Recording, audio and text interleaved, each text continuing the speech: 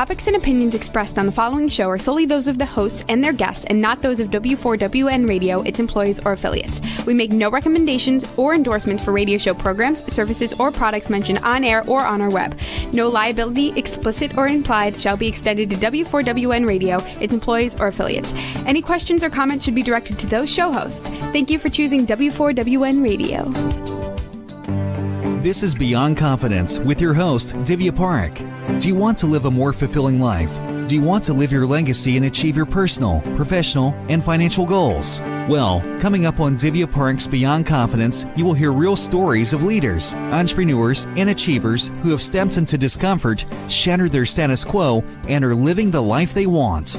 You will learn how relationships are the key to achieving your aspirations and financial goals. Moving your career or business forward does not have to happen at the expense of your personal or family life, or vice versa. Learn more at www.divyaparekh.com, and you can connect with Divya at contact@divyaparekh.com. This is Beyond Confidence, and now here's your host, Divya Parekh. Good morning, listeners. It's favorite time of the week because I get to be with you. And thank you for being part of our family. And I want to wish you a happy new year. And my wish for you and your loved ones is that may peace, good health, prosperity, and love follow you everywhere. So thank you to each and every one of you who have got our books. Well, a couple of books you see in the background, The Entrepreneur's Garden and Expert to Influencer. And if you have not got it, this is your chance to get it and make a difference, because partial profits go to supporting entrepreneurs from all across the globe.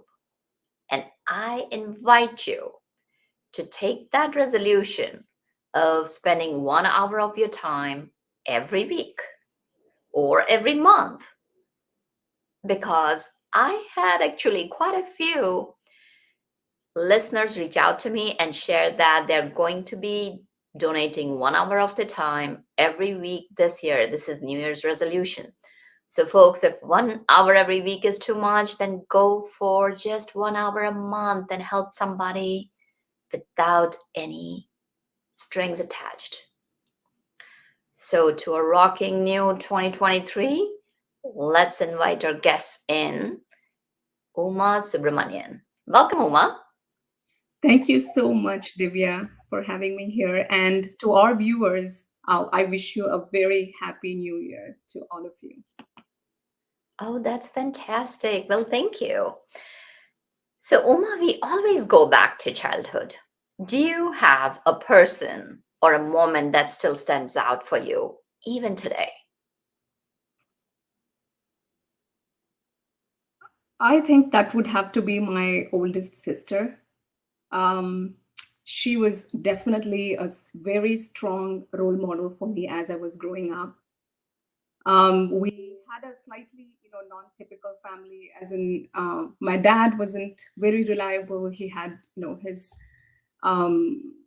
issues with, smoking, drinking. So my mom had to, step in and really run the business and, step in for him as well. And then definitely my sister, my oldest sister, from a very young age, really became like very strong, and she was always very determined, very driven, and she also had this thing to help others. I remember when she first got her paycheck, she went and sponsored a girl child in an organization called Deepalaya in Delhi. So definitely, I think if it is one person, I would say it is my oldest sister. I have looked up to her when I was growing up, and she was I'm really grateful she was there for me, and she's still there for me.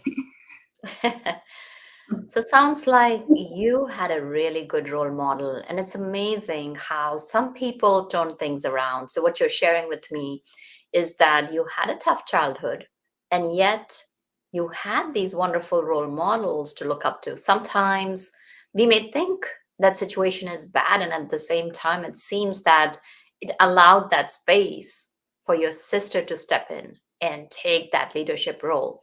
So, what kind of impact did it have on you? Definitely, I think it made me strong as well. And I, very early on, as these things I was facing. And again, I would say we had a pretty, good childhood. There were definitely, amazing moments. I remember like starting Sunday mornings, watching TV with my family.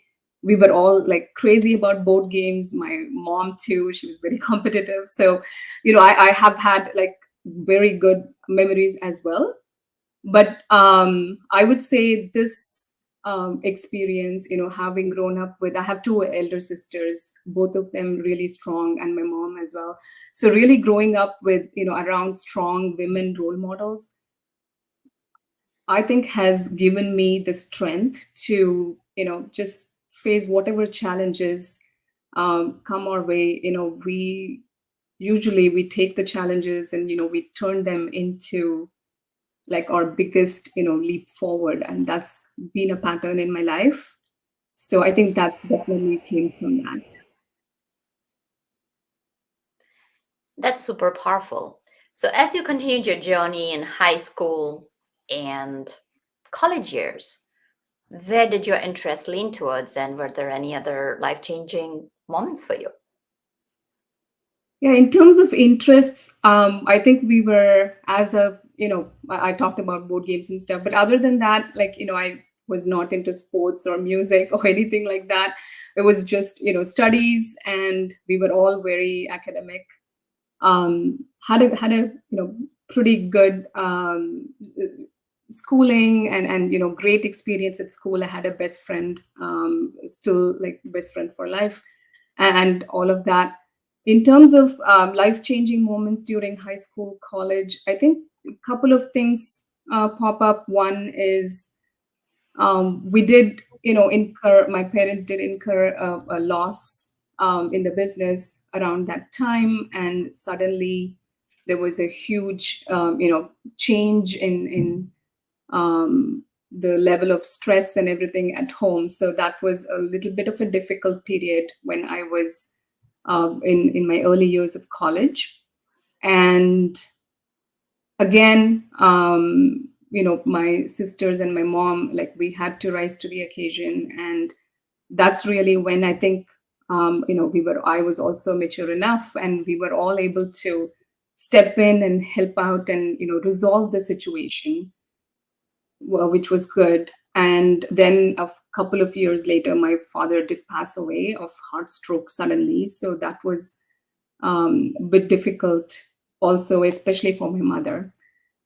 But we got through all of that. And then it was, after my dad passed away, it was my sisters and my mom. And we set about creating the life we wanted. And I think that's how it's been. Like we have, all this has taught us to own our life and create the life and design the life that we want. And no matter what comes our way, we go for them. Own your life. I like that, Uma. Definitely like that a lot. So, as you were growing up, I know you're an avid reader. Did you happen to read a book that changed your life? Yes. Oh my gosh. So I think I was 18 or 19 at that time. My father, actually, my dad had a huge collection of books. Even when I was young, I would, always be seen with a book or a notebook and a pencil, like something like that in my hand. And I would read fiction like crazy. Even at like 18, 19, I was, reading like Jeffrey Archer and Sidney Sheldon and all these types of books. I don't know, maybe it's a different generation and this generation won't even know those books, but I love them. And then one day I stumbled upon Think and Grow Rich by Napoleon Hill in my dad's library.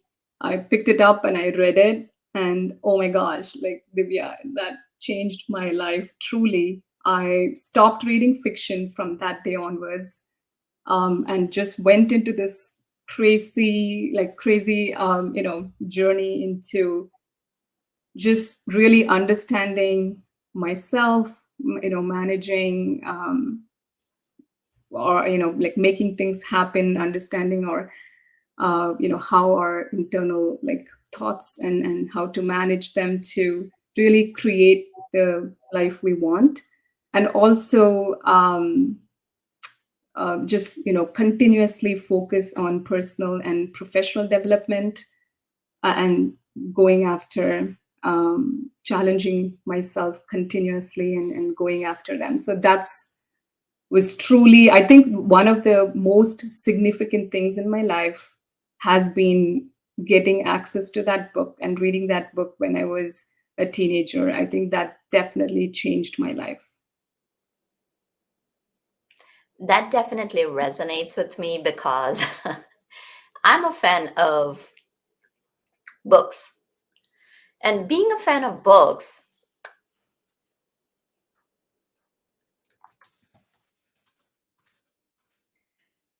here's what I can share, that just books have been the door that have opened my horizon since I was a child, because my sister was much older than me, and I would be sitting up in in different trees in our backyard and reading books. And Think and Grow Rich is definitely one of my favorite ones that has changed my life too. And that goes to show the power of books. It's sometimes you can just be there. You don't have anyone, and yet you may not want to open your heart out to anyone.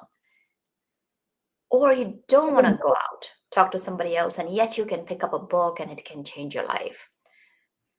So that's a major turning point for you, Uman. I definitely agree that when we are on that journey of evolution, when we are continuously improving, it is so surprising because we get in touch with our potential. And as a lifelong learner, I definitely resonate with that. So you're pretty young. You learned a very important lesson at a very, very young age. And that sounds like that has become the foundation of your resilience in different times. So I know you started working for Microsoft. So how did that come about to be? Yeah, my sister actually, again, my sister was already, working at Microsoft Seattle, and then she forwarded my resume. And long story short, I was invited for interviews. So I, flew to Seattle. Again, I sat in the plane for the first time, came to interview at Microsoft, landed an offer, went back, waited for my visa and all papers to be ready, and came back. It was again another, like I would say, dream come true, and a wonderful life-changing experience that happened, and changed my life and like our life for the good. My sister and brother-in-law were already here, so that was also very nice. So then I started at Microsoft. Had like Microsoft, I think, is the best place to work at. I still love Microsoft. I had a great time. I started in a role that was like super creative. I was able to try different things, evolve it into what I wanted to do. And so I really enjoyed that, having that creative freedom to try different things. My managers teams were very supportive. And I would say I had a blast at Microsoft. Every year I challenged myself, pushed myself, and it was great. Yeah. Well, that's wonderful. And of course, when you are moving from one country to another, of course, there are challenges. And as you continued in your journey, and when you became a manager, and you had a young baby, as you have shared with me before, what challenges did you face, and how did you overcome those challenges? Yeah, I think that was the most stressful period of my career, when I took up the manager role, and then immediately became pregnant, and then went through the whole process, then had a newborn and a toddler. During that time, I think it was, definitely difficult for like a variety of reasons. One is, of course, just balancing all of this. But the more stressful reason was, I think I also suffered from, self-doubt and just that new manager like issues when I was leading before, with without authority, without being a manager, as an individual contributor. I was leading virtual teams, and I was leading initiatives and projects before, and I had good people skills, and so I typically would do really well leading those kinds of initiatives. But somehow when I took on the manager role, I started, facing some difficulties with, like certain direct report, or like certain peers or stakeholders, and the dynamics was suddenly changed, and it was challenging, I have to say, and it definitely added to stress. And the one thing that I think I suffered from during that time is I did not fully believe in myself. Like when that happened, I think I had, I gave into self-doubt, and things like that. And so, and even though, like, my manager, I had support, and people were trying to mentor me and coach me and tell me to believe in myself. And I was doing, the majority of my team members and peers and stakeholders were super like excited with my leadership style, and everything was well. But I was still focusing on these one or two people, and really making it big in my head, and was worrying about them and stressing over that, and really took it upon me as well. So I wish I had known. I mean, if I can go back to that those years and talk to my own self, I would tell myself that to believe in, I wish I had believed in myself more. But now definitely have learned that. And I also think just that happening those few years of me a little bit struggling with that, being a new manager, and a new balancing that at home, and with newborn and all that, that is what I think pushed me to really dig deep into what is what is good leadership, what is how do you manage people so everyone's thriving, how do you bring the best out of people. And really made me like I pretty much like read almost all of the management books. I went and did so many things. I hired a leadership coach. I still have work with that coach.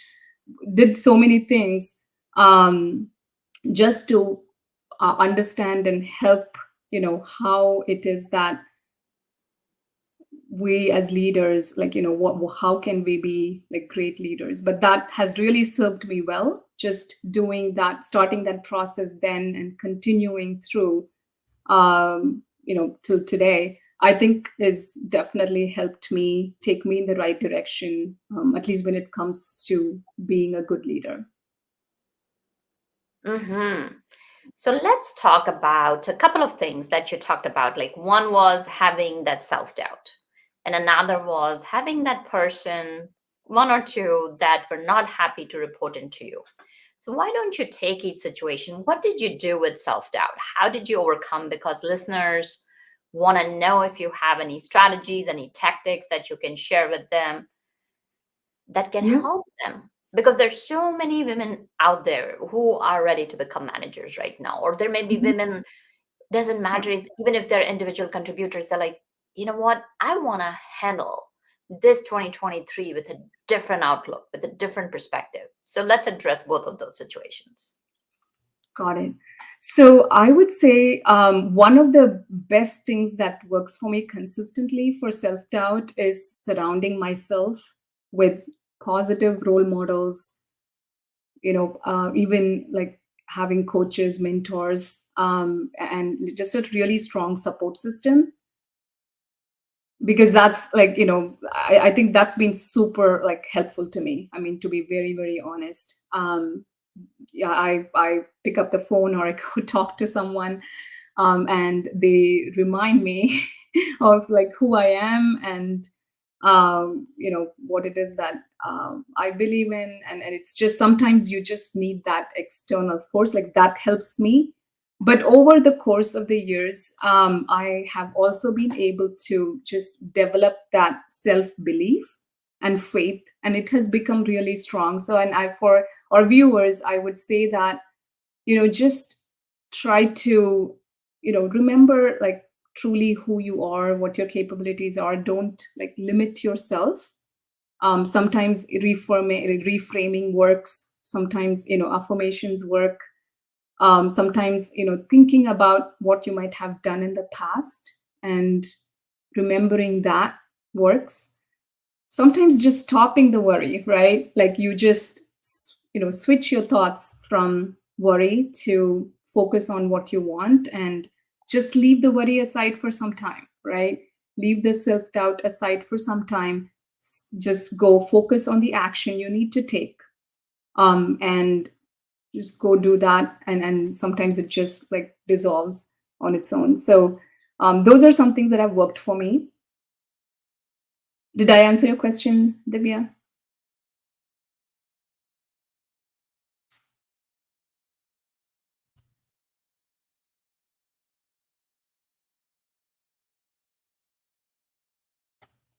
Oh, Divya, you're muted. So it definitely answered my question. So one of the things to know is that there are several young managers, not in experience, not in age. We're not like locking it down to any particular variable. What we are talking about here is that these are solid individual contributors. They've got expertise and experience in their craft. Now they're promoted to a manager because they've done well, they have been a good team player, they've got good relationships, and all of a sudden they find that the dynamics change. And Yes. when those dynamics change, and I want to go back to that story that you shared, that you had a couple of people who were not your right fit. So when you're facing those situations, what can those managers do? So I think, so if I would say, you have to be like, fair. You have to make everyone feel valued, respected, and assuming you're doing all the right things as a leader, right? And you're communicating. And sometimes I see these are the things I did not know then. Like now I know, how, if just increasing self-awareness, right? Like how much it can help. Just understanding the other person and why they are like behaving that way, and also understanding like, our own self, and making sure that we are communicating in a way that works for that other person, that resonates with that other person. I just, when I started, I just did not like have all these things in my back pocket. I was trying really hard to make things work, but I didn't have the right tools handy.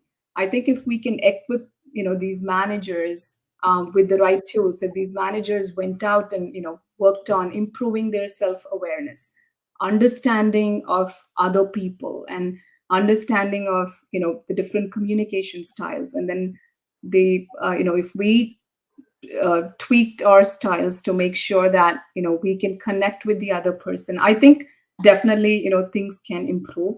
And sometimes if I mean I feel like, because I have tried these things in the last few years, and definitely like I have been able to connect with like all kinds of different personalities with ease. So definitely I believe that if we can improve our work on our self-awareness, increase our understanding of our own self and others, and try to create that platform where the other person feels seen, heard, listened to, we understood their point of view as well, I think things can work.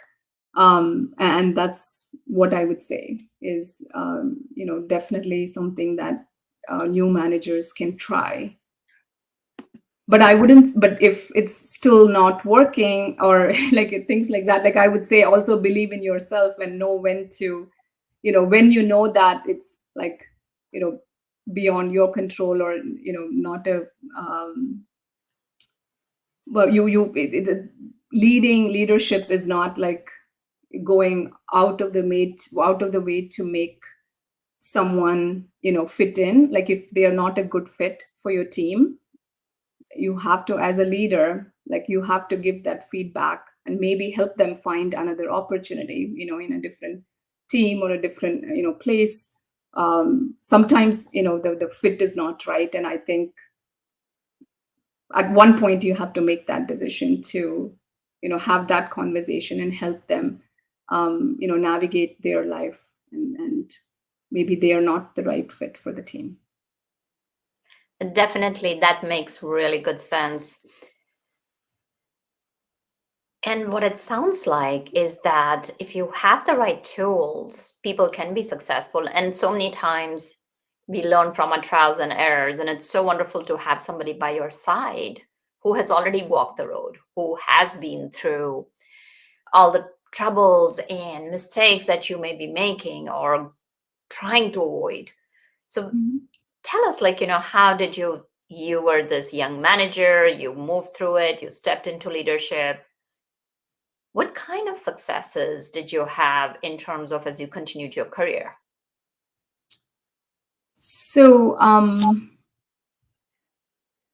yeah, as I grew into my role, I was leading bigger and bigger like more strategic initiatives, working with lots of different people, and definitely like improving my leadership skills, my self-awareness, understanding, just communicate, being able to effectively communicate with people, and based on different styles, like all of that came in handy. And I was having a blast at Microsoft, and suddenly I got a ping from a startup, from an executive from a startup, and they wanted someone to come and launch a global community all over, like APAC, EMEA, LATAM. And that opportunity sounded like amazing, so I obviously jumped on that opportunity and joined the startup. And there also, like, I got to build a really large team. We were able to launch the community, and we were able to like bring in diverse remote teams together. And I did have I learned a lot. It was like an amazing experience, but did get to work with a lot of different personalities and styles, and definitely grew with that experience. Mm. So sounds like because of your success at Microsoft, you were getting noticed. And as you got noticed, you jumped into the C-suite area. So how was that experience? And did you face any challenges over there? Yeah. So so again, just correcting a little bit, I was not in the C-suite. I was a director, and then I got promoted there to senior director. The experience was great. There, I think it was I had really like worked on my own self and my leadership style, so definitely came in handy. I was able to quickly establish myself and build the team, and deliver and get cross group support on the community and the other initiatives I was leading. So definitely, which was much easier initially, in the startup. Ah, definitely. And thank you for sharing as to the levels. So sounds like you have been through real life experiences and learned from it, not only from that, but also along the ride, you have invested in yourself, you have invested time, resources, and energy, and picked up a lot of strength and expertise from which a lot of people can benefit. So as you continue through this journey, tell us where you're at and what are your plans? So I did end up quitting the startup job in August, because of an episode of, I had a change in leadership. I started reporting to a different C-suite executive, and since I started reporting, it was just a little bit of like, hey, not, I didn't feel included or heard. Slightly, it was a little bit challenging. And then there was one meeting in which I just felt completely disrespected by this executive in front of my peers. And so I resigned after that meeting. And then after it was very clear to me that, I've been mentoring women for quite some time, and I've always, told them to stand up for themselves. And so this was the moment for me. I told myself, like, this is not something I can put up with. So definitely there was no hesitation. I submitted my resignation. And then I was, trying to figure out what I would do next. And it was very clear to me that, after like years of experience, having an amazing time at Microsoft and then joining the startup and launching a, global community, all of that, it was very clear to me that the next thing I would do would be a huge, leap from leveraging everything that I have done so far. And I was, thinking of what I wanted to do. And then one day it dawned on me that I was able to, even though this happened to me, it didn't stop me. I decided that I would go and, create something of my own.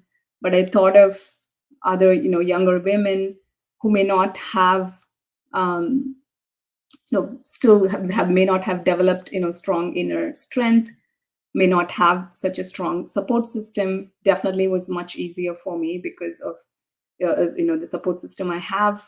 So I told myself, maybe that's what I do. I will help emerging women leaders, young women leaders that are, transitioning from individual contributor to management, or first line managers or current managers that want to really, excel and succeed in their leadership and rise in leadership. Like, I would help them become better leaders and really, become strong, dynamic, purposeful, and unstoppable.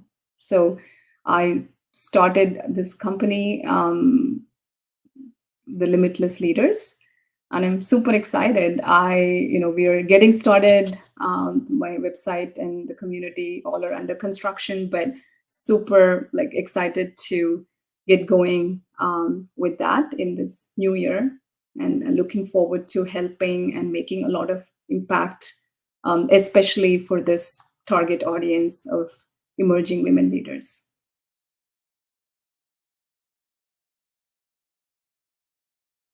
Oh, Divya, you're muted. That's very powerful. Congratulations on starting the Limitless Leaders. I want to go back very quickly to the moment when you were in such a high position. You were making good money. It's a good opportunity. And right there and then, as they say, that when you're in the corporate world, sometimes you are so entrenched in the benefits and everything that's going on. It's even referred to as the golden handcuffs. What were your aha moments when you made that decision of submitting the resignation?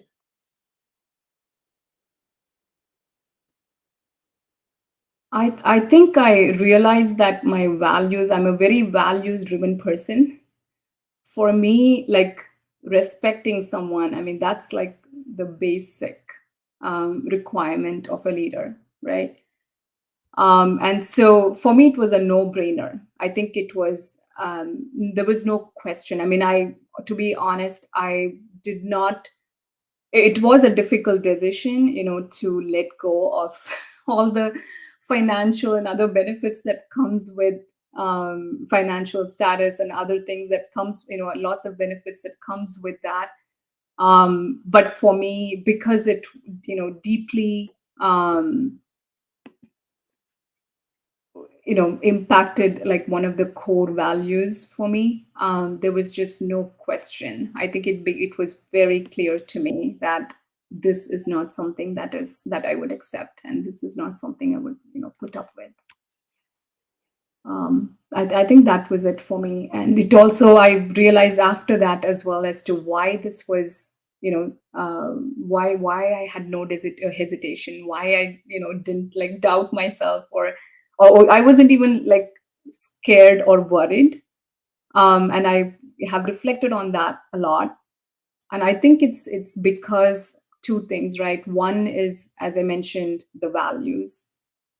And then the second is, I think I have over the course of the years developed such strong self-belief and faith in myself that I knew that I'm going to turn this around, and I know that I'm going to use this and take a quantum leap. I just wasn't sure what it was, but I knew that I would do it. I had that confidence right then and there. I knew that I would like use this, and this is going to be something that's going to result in something much bigger for me.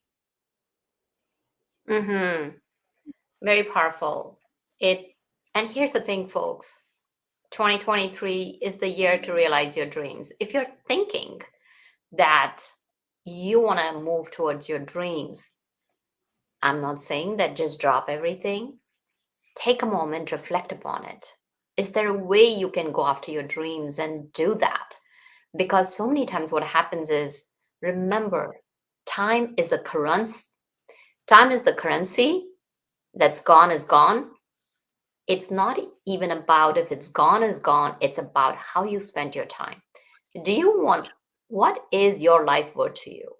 What does your life mean to you? Because you have this time in front of you. How are you going to make use of it? Do you want to look back and say, yep, there were difficulties, but I did what I wanted to do. I went for my dreams. And of course, it is important to reflect upon your current situation. And if you feel like that, you cannot leave or go after your dreams this very minute, just having that in your line of sight is super important, because now what happens is that you know what you're working towards. So you may not be dropping everything this minute. You can create a plan to achieve those dreams. And that may be a year from now, 6 months from now, or 2 years from now. At least you'll be working towards it. And that's going to give you the fuel to fire up your passion and your purpose and go after your dreams. So that is very powerful, Uma, what you have done. And I'm sure you're going to be helping several women out there to become fearless leaders and become limitless leaders and step into their potential and achieve their dreams and goals and impact other people, because ultimately it's all about impacting other people. So how can our audience get in touch with you? Share with us what's the best way to do that, and what may be one of the last things that you want to leave them with. So I would, so to reach out to me right now, please, reach out to me on LinkedIn. I'm pretty active on LinkedIn. As soon as the website and the community platform is ready, I will be sharing those links on LinkedIn as well. So that's a great way to get started. On my LinkedIn profile, I also have a Calendly link. You can also DM me on LinkedIn or set up a meeting chat time for us to chat. So any of those things are totally welcome. I would love to chat with you. And in terms of what I would like to leave you with is, one of the things that came to me as Divya was summarizing the last conversation was, when I was working at Microsoft, when I was working at the startup, those were my dream too. I loved working at those companies and was having a blast, right? So just wanted to say that you don't have to leave anything, or you don't have to, wherever you are, whatever you want to do, whatever your heart desires, right? Just go after those. And if you love your job, if you have a great amazing job, just go do amazing things there. I mean, it's or if you want to, or if you feel stuck, or if you want to do something else, then go for that, right? So just whatever your goals, desires may be, go after them. And that's what I would say. Don't limit yourself. I truly believe that each and every one of us has limitless potential. If we set our minds to something, we can definitely achieve that. So wish you all the very best for the year 2023. And it's been great to talk to you. And thank you, Divya. Back to you. Absolutely. Thank you for sharing, and thank you for joining. What a great way to leave. And dear audience, know that we are here for you. Anything that you need that will help you live the life you deserve, reach out to me. And thank you. You have been so vocal and so open with me and sharing your stories. And that allows us to, and that helps us to bring guests that can help you. So do reach out to us, let us know. And thank you for being part of my family, because without you, the show would not be possible. And I wish you again one of the most amazing years that you've had. So make it a fabulous one. And thank you, Uma. It was a pleasure having you on the show. Thank you, Divya. Thanks for the opportunity. And thank you, Juan, for making the show technically possible. Super important that you are surrounded with those people that care for you and that support you and uplift each other. So be well and take care. See you next time. Thank you for being part of Beyond Confidence with your host, Divya Parekh. We hope you have learned more about how to start living the life you want. Each week on Beyond Confidence, you hear stories of real people who have experienced growth by overcoming their fears and building meaningful relationships. During Beyond Confidence, Divya Parekh shares what happened to her when she stepped out of her comfort zone to work directly with people across the globe. She not only coaches people how to form heart connections, but also transform relationships to mutually beneficial partnerships as they strive to live the life they want. If you are ready to live the life you want and leverage your strengths, learn more at www.divyaparekh.com. And you can connect with Divya at contact@divyaparekh.com. We look forward to you joining us next week.